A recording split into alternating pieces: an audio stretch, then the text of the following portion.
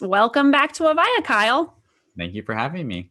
I love it. I love your relationship nerd. Like what a I love that. I consider myself one as well. So Yeah, I love nerding out on the research and just understanding it, and yeah. it really helps myself, but also helps other people. Yes, awesome. Relationship nerds unite. Here we are. Yep. Well, let's dive into this topic of codependency. So, in your line of work, why do people develop codependency? I mean, it's really an adaptive strategy to maintain relationships. And so when we think about, right, kind of our brains, and really if we think about kind of the attachment system, when we talk about kind of codependency, it's really a ineffective way to have some type of dependency with someone, some type of connection in a way. And so when our attachment system kind of forms in early childhood and adjust over time, it learns certain kind of feelings, certain ways of behaving to maximize connection, or what we might consider safety, or survival in a way with someone.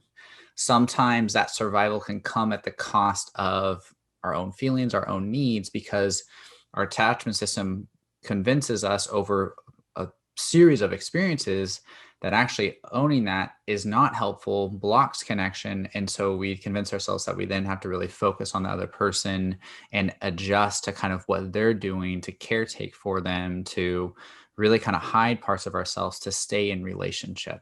And so it's an adaptive strategy that we learn early on, and often can get repeated in our adult intimate relationships. Gotcha. Awesome. Thank you for diving into that. So let's talk about intimacy, since I know that that's a big part of what you talk about in your work, Kyle. So, like, in what ways, you kind of just touched on it, but in Mhm. what ways does codependency block this secure and healthy intimacy? Yeah, I mean, the ways it really blocks it is it's really hard to be intimate with someone when we're not showing all of ourselves. And so the catchphrase that I like for intimacy is "into me I let you see." And when we're in this relationship where we kind of have this ineffective dependency, where we might over rely on someone, we might be very sensitive to anything they do that's independent, and we're very reactive to things they do. It really causes us to be really focused on them and not so focused on kind of what we're needing, what we're feeling, and being able to articulate that in a way that causes them to kind of really lean into us and create a much more kind of um, intimate connection where they see kind of all of us and we get to see all of them. And so, in a way, that like adaptation, that way we're relating, really blocks us from kind of really connecting heart to heart. Does that make sense? Yeah, yeah, it does. And I can so relate to this with my own codependent tendencies and how so many people struggle with this intimacy. And I know, at least in my own personal experience, I can be really clingy and have that like don't leave me kind of thing going on. And I might think that it's intimacy, right? Being close to someone in that way, but it's really like not. It's different from like what you're talking about. It's like it's so much different than a healthy kind of intimacy where you're actually connecting and there isn't like fear, right? I guess running the show. Right. And that's just what you're saying, right? That when that fear kind of gets activated, our attachment system says the way I protect this fear is I just cling to this person. I stay really close. And for my own anxious attachment style, like I would like drop hobbies. I'd have like an important interview and I'd be like, nope, I get to spend time with this person, right? Which was super unhealthy, right? I would lose myself in the relationship to try to maintain a connection, which actually is not intimate. It's not me saying, hey, there's this job interview that's super interesting that I'm going to do, and I'll see you later. Like the fear said that was not possible. And Mhm. so it didn't really create space in, because of that fear kind of hijacking my brain and my body. It didn't allow me to have the freedom to say, what do I want? And how can I be my own individual while the other person is their individual? And we see how we can meet together. Right. And Yeah. that really, yeah. So I think you're really validating that point. Yeah, and I so relate to what you said about like dropping hobbies and really losing yourself because that's been my experience over the years. I always kind of playfully joke about, past relationships and how I would take whatever sport that particular guy was into. And I was like, oh, now I am like a baseball person and now I'm a football person. And oh, I'm going to drop my passion for, nutrition over here and replace it with football. Cause this is now like what, right. Who and what I am. And yeah. And it's in the long run, man, it's not great. Right. Well, and it makes, but if we look at we go back and we were to do a deep dive into kind of your upbringing or my upbringing, we'd see how that strategy worked at some point.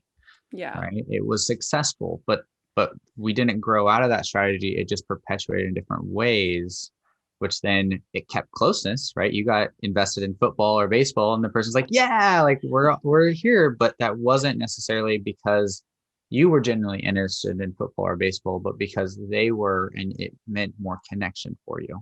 Right.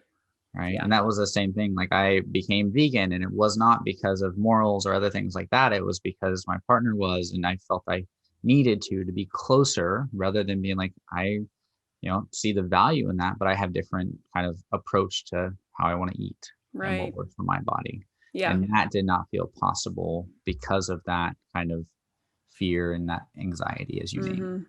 Yeah. It's so interesting. So let's talk a little bit more about how people watching right now, if you also are struggling with this, kind of loss of identity in relationships, what are some strategies to become more interdependent, right? More secure in your relationship, able to be your own independent person and also be intimate with someone you're in a relationship with?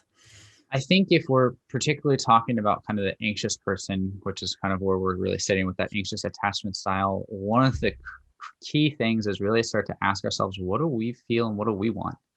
What are our needs? And that is a really hard starting point because we're so used to focusing on everyone else. Do I actually want to go to baseball or do I just really want to connect, right? Do I actually want to become vegan or do I actually just want to find another way to connect? Really slowing down and attuning to ourselves is a really good starting point. But that's really hard and awkward too, especially when we're so used to really focusing on other people. The other strategy is boundaries. One of the things I find that has been my self-experience as well as anxious clients that I've worked with is we are very quick to kind of negate our boundaries and our needs. And so we'll dismiss them, right? If there's someone's been cheated on or like in my history, when I was cheated on, I would try to bring it up, but then it wouldn't go anywhere. So I just kind of give in. Right. And one of the things that's really healthy to becoming more secure is putting up boundaries, right? This is what works for me. This is what doesn't. And what's hard about that is it feels like putting up a boundary will destroy that bond with that person. Right.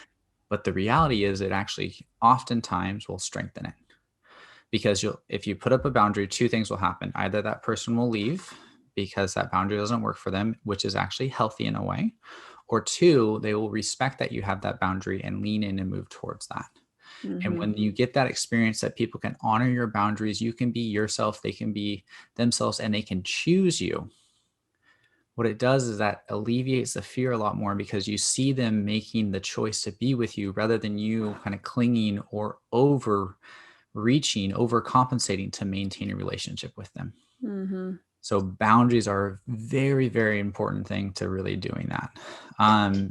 Yeah, go ahead. Yeah, I was just thinking the word you used, respect, right? Respect each other's boundaries. And I think that really is like, I can totally see like when Ike sets a boundary, right? It is like, oh, wow. Okay. You're your own individual person. And it's like, I'm attracted to the fact that you set a boundary, right? Like, that's really like, I can see that as like another whole level of like the intimacy conversation in a healthy relationship. Right. And yeah. Okay. So carry on.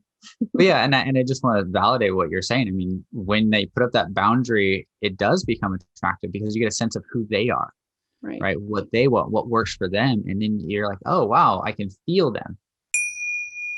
AVAIYA has changed my life. AVAIYA has made me the woman I am today. AVAIYA is my home. AVAIYA is personal freedom. AVAIYA is the reason my life continuously improves. Let everyone in your life know about AVAIYA. Everyone needs to know about this amazing company. Thank you, AVAIYA, for appearing in my inbox. What Ike Allen and Andy Anderson have created at AVAIYA is what the world needs.